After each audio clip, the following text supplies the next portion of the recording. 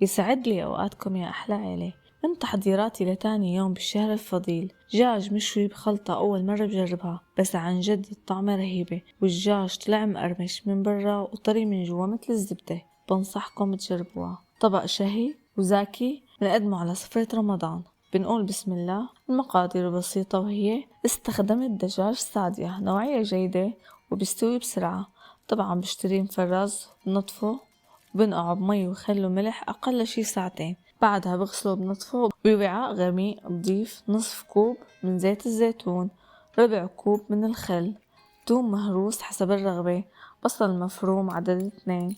والسر القوي بالنكهة هو بردقان وحبات كيوي. بقطعهم وبقشر بس الكيوي. البردقان بخليه بقشره بيعطينا نكهة وريحة كتير طيبة. 3 معالق لبن روب،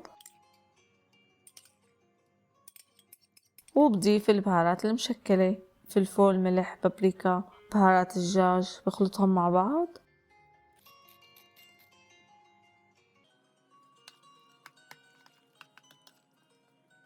بالهاند بلندر بنعم القوام حتى يصير عندي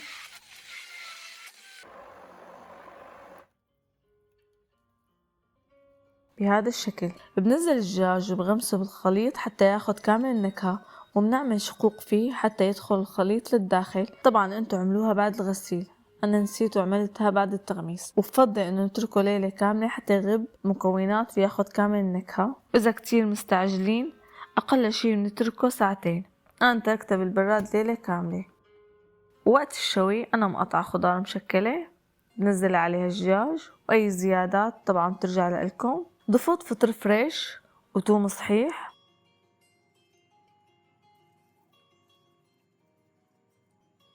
وبنزل شوي من الصوص. بنصحكم ما تكتروا الصوص كتير لأنه وقت الشوي الدجاج رح يطالع كمان كمية السوائل ورح يمشي عنكم الفرن ورح تصير حياتكم غير شكل. بغلف وش الصينية بورق الزبدة حتى يضل طري وما يلزق بورق الفويل الألمنيوم. وبعدها برجع بغلف كامل الصينية بورق الفويل وبدخلها الفرن على درجة حرارة 180 من الأسفل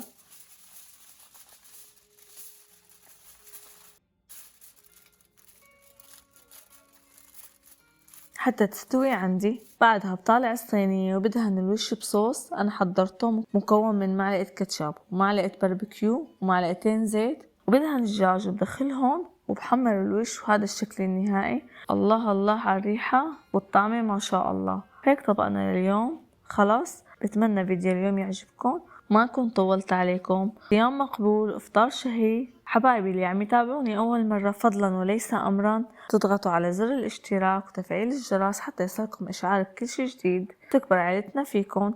ولايك حلو، كومنت بدعوة حلوة، ودمتم سالمين في رعاية الله.